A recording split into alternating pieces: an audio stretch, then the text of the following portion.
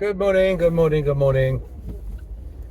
Oh, it's been a dismal couple of days.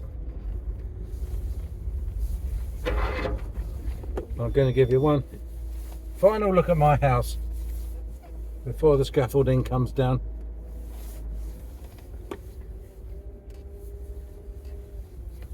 There it is. They're taking it down right now. I don't know whether the job's finished. I think that's the trouble with lime mortar. It's very weather sensitive.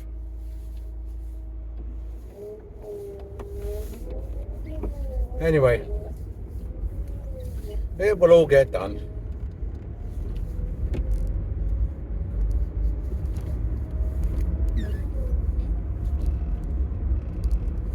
So how are you? All right? I wish I was. I'm not all right. I'm not. Those of you who listen to my voice a lot probably can tell it's like it's a couple of notes lower than it normally is, and that's because I've got a bit of a sore throat and cough, which I caught off my wife, who caught off the grandchildren. So I should try not to cough on you too much. So I should try and defrost the windscreen.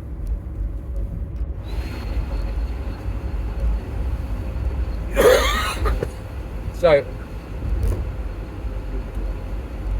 what's the what do you do if you're sick as a dentist? What do you do? And more specifically, what do you do as a private dentist if you're sick? Because somebody rang me the other day, about 6 or 7 o'clock in the evening, sent me a text and said the husband's got an abscess. Could they come in the next day? So I'm right on the problem. I'm sort of saying, yeah, if they can come down tomorrow morning 9 o'clock and just wait, and we'll give them some antibiotics. It's going to be 78 quid plus the cost of the antibiotics. So for the cost of for the inconvenience of having to just reply for possibly 15 minutes, I've made 100 quid. Which is, you can't sniff at that sort of money. Well, you shouldn't sniff at it these days. And the other way of sort of thinking about it is that it's what I call the den plan way, where you try and work out a year in advance how many days sick, how many days postgraduate meeting, how many days holiday, etc., etc. And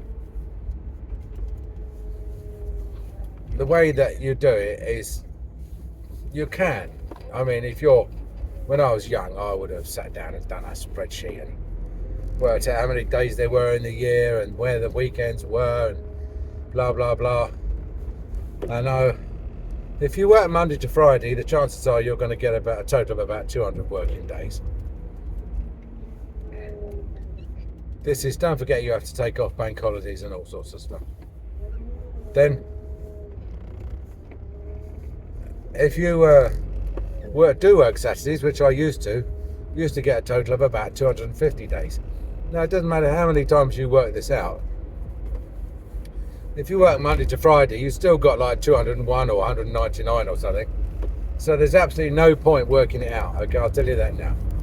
If you work Monday to Friday, you might as well just say you're working 200 days. That takes account of the bank holidays and everything.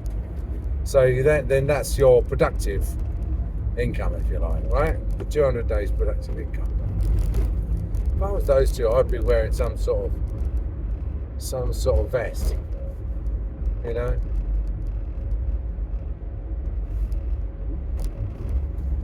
The trouble with people in the country, they buy themselves a barber, and then they go out and they walk down these roads that have got no footpaths, and they don't realise that barbers are really designed to be the same colour as the countryside. It's so you can shoot a partridge or stalk a deer and be invisible. And you don't really want to be invisible. There we go. We're defrosted nicely.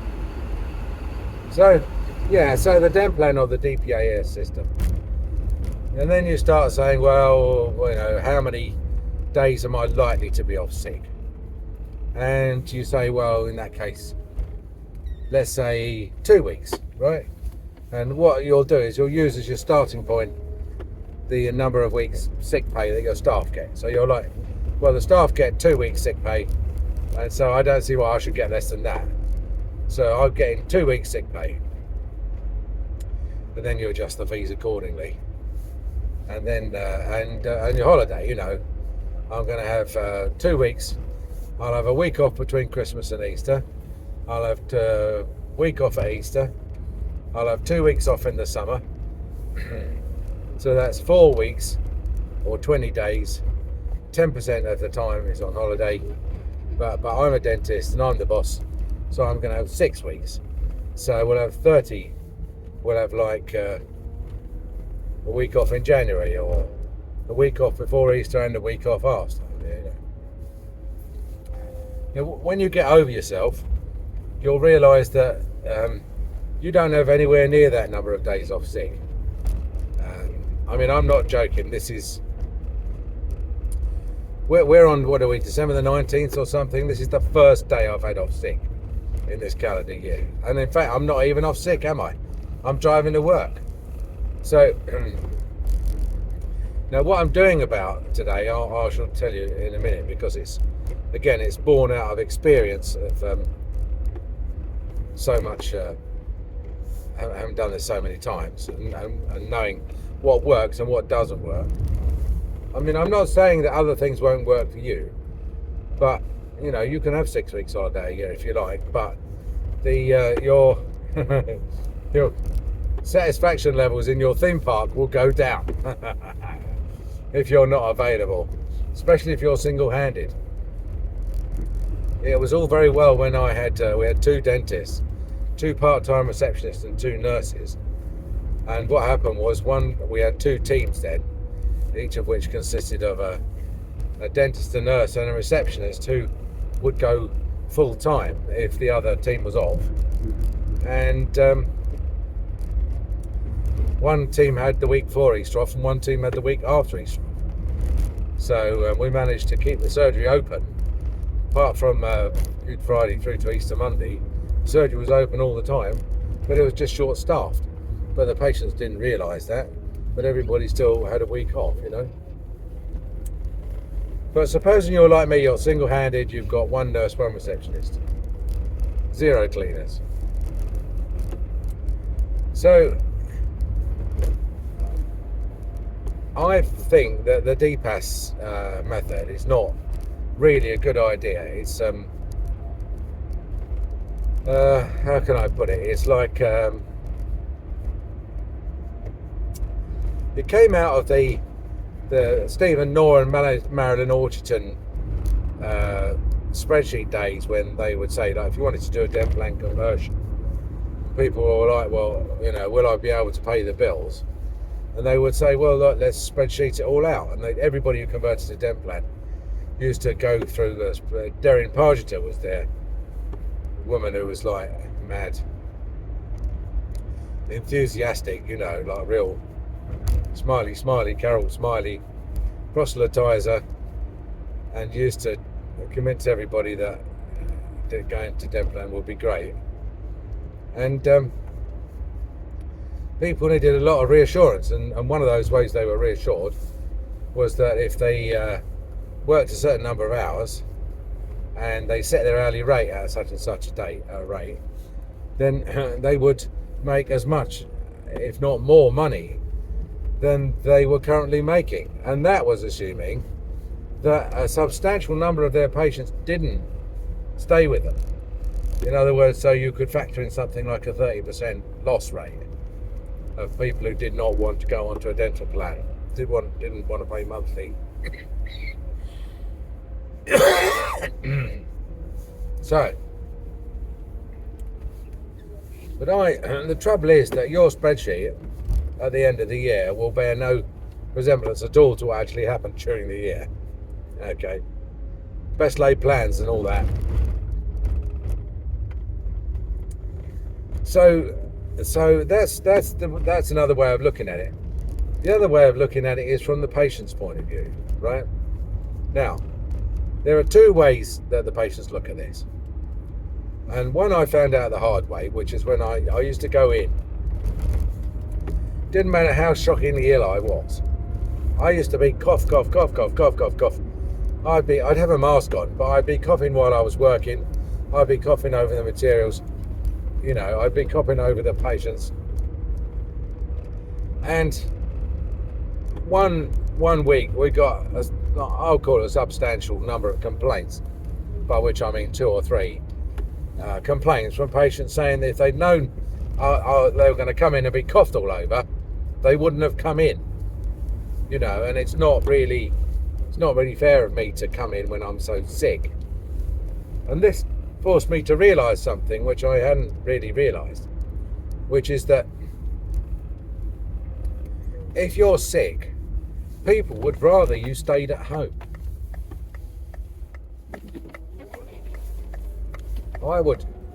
I'd always thought that if you were sick and you could drag yourself in to help your colleagues, they would lionise you and treat you as a hero, because you've sacrificed, haven't you?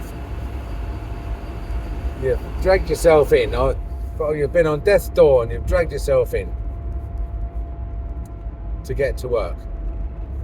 And in fact, and you're thinking that you're such a bloody hero, and they're all sitting around thinking, "What? I'm not going to sit next to him. What the hell's he doing here? Coughing over everybody. Does he want to bring us all down with what he's got?" So that's the first thing. You know, you have to understand that the patients may not want you to come in. They may want you to tell them that you've got a cough, so that they can reschedule when they're not at a risk of catching it.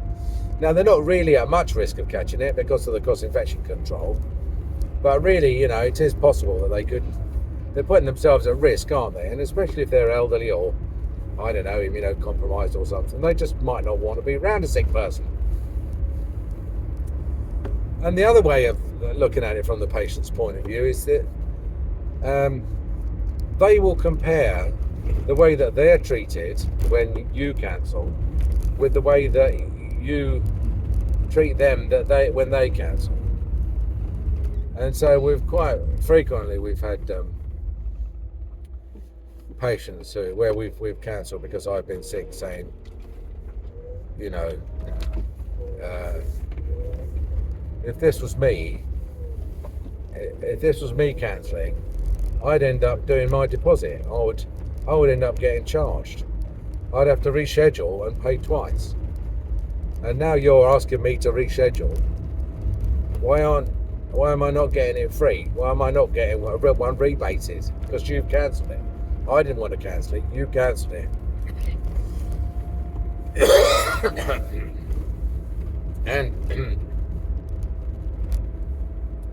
the problem is, the only real solution to that is to say to the patients, "Oh, well, yeah, well, if you cancel, let's say once, we won't charge you, or if you cancel and you're sick, we won't charge you."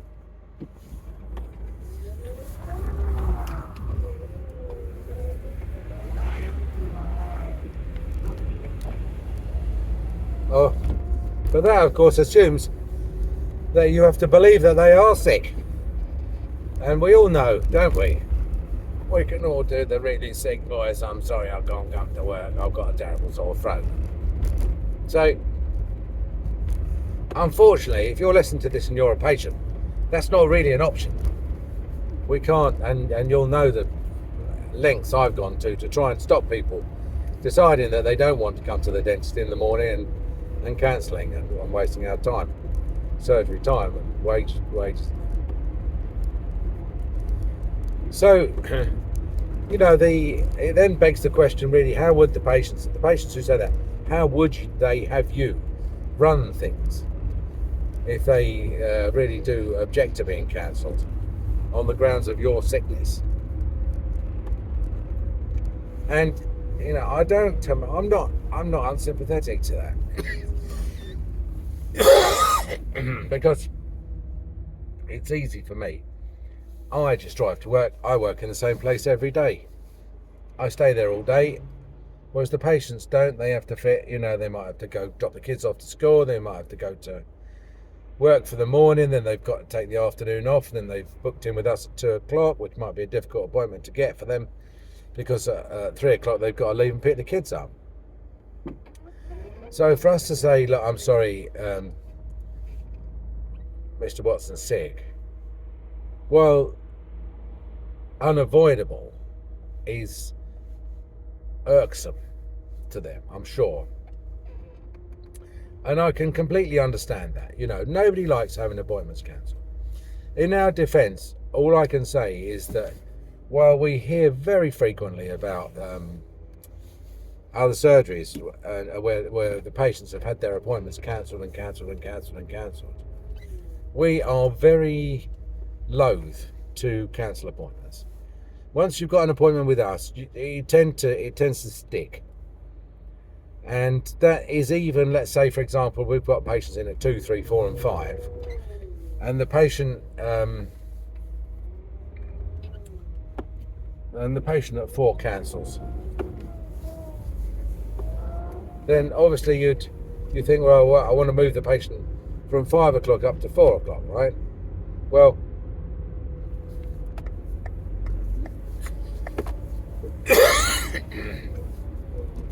other practices would bring up and say, look, I need to move you to 4 o'clock. And if the patient says that's not convenient because I'll be picking the kids up then, they say, oh, in that case, I'll put you back a couple of weeks and give you a 4 o'clock appointment next Wednesday fortnight. Whereas what we do is we ring the patients up and we say, look, we've had a cancellation at 4 o'clock. So you've got the opportunity to come in a bit earlier if you want to. But if you don't want to, you're very welcome to stick to the 5 o'clock. We don't mind. Either way, we're very happy. And sometimes they are quite, they're like, oh, well, I'm not doing anything, or, yeah, that's fine, I'll come in earlier. And then other times they will say, no, I'm coming in by taxi. My taxi's booked by 5, and and there's no, I can't move it, I'm sorry. And so we don't then say, well, we're not going to wait an hour for you. What we do is we find something to do for an hour. We do a bit of CPR, or we do a bit of, we do the telegraph crossword or something. We are committed to be there during working hours, despite the number of cancellations. And the number of cancellations, as I said, is extremely small because of this, our policy of charging in advance for appointments. So, bloody roundabouts, they're all the same. And there's a diversion, I don't know if you saw that diversion, which brings you out on a different roundabout, and so you get a bit disorientated about which roundabout I'm at. So, you can't blame the patients for being a bit furious when you tell them. So what our attitude is this, and believe it or not, I've already sent out an email to this effect. So when I woke up at 6 o'clock, and 7 o'clock, sorry, and I thought, this is going to be one of those days where we're going to have to go into emergency mode and email the patients. And what we do is we say to them, look, Mr. Watson's got a cough. The chances of you catching it are fairly low because of the cross-infection control measures that we've got in place. But if you don't want to take a chance, then you're very welcome to rebook next week. And it's implied that it's free of charge. I think they know that, There's no point saying rebook next week free of charge, because then their attitude would be, I should bleeding well hope so, free of charge. You're cancelling me and you're telling me that you're going to do it free of charge. Thank you so much. So bearing in mind that because they're coming in today, most of these people are paid by Wednesday 5 o'clock anyway, so they're all paid up. So what we need to do is just put their appointment back 5 or 6 days.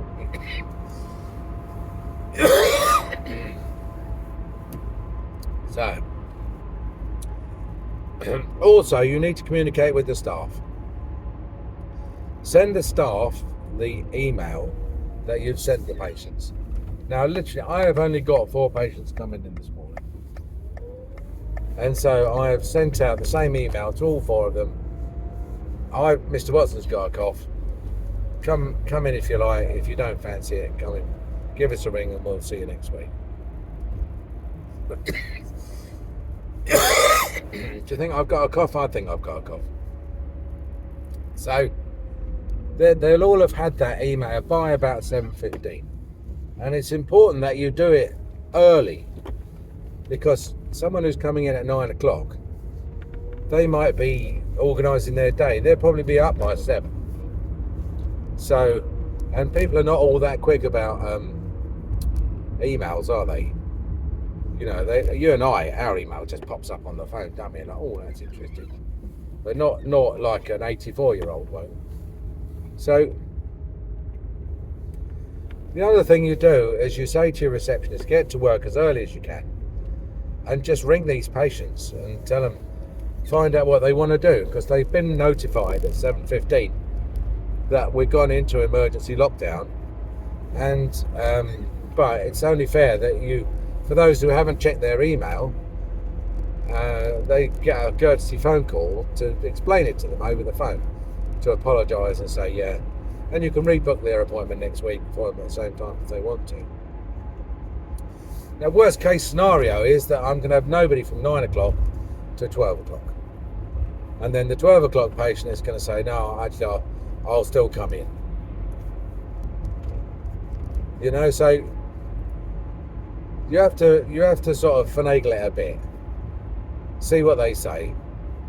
But this is the whole point about being a private practitioner, is that the patient comes first. And if they've got something on which is urgent, like for example, at 12 o'clock, I've got a woman who had an all-on-4, upper and lower. And the all-on-4 upper has literally fallen out.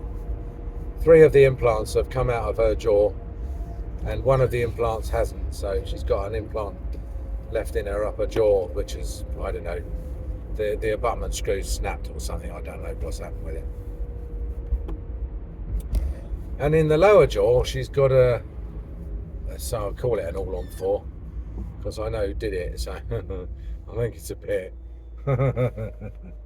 bit flattering to call it an all-on-4, because it's on 3 of her teeth and 1 implant. And the implant and 1 of the teeth are completely exfoliated and are only being held on by that on the left side are only being held on by the 2 teeth which haven't exfoliated on the right side. But the whole superstructure's waving about. So it's a case of how to get the superstructure off, you know. Probably, I mean, the best way to do it would probably be to section the superstructure before and after each tooth that's still retentive, and then use them to stabilise a lower part denture, full upper lower part denture. But she has literally got no gums at all up at all. So she's technically a very difficult full part, or even full if we go for the lower without any retention. So or without any stability, but I'd be a bit reluctant to do that. I'd rather try and keep 2 teeth, even if they're loose down the bottom, because that'll at least keep our lower teeth pretty much in place. But I mean, we could reschedule that for next week, but she might decide that in order to try and get things going as fast as possible, she wants to get the all-in-4 out and some moulds done, even though I think when we take out the lower all-in-4, what's she going to eat with? I mean, she'll have at the most 2 teeth, won't she? Christmas 2024 is going to be it's going to be turkey soup, isn't it, for my friend? So if you're sick, you've got all these considerations to take into account, okay? You can't just bring in sick. You've got to think as a practice owner.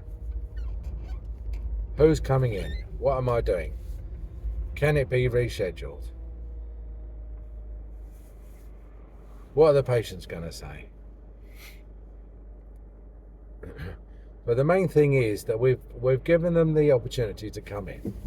And if I can get in, even if I'm coughing all over the place, and they know that I'm going to be coughing all over the place, and they've still elected to come in, then I will come in, because I then don't get any of the complaints that if they'd known I was going to be coughing all over them, they wouldn't have come in. So it's all done with full consent.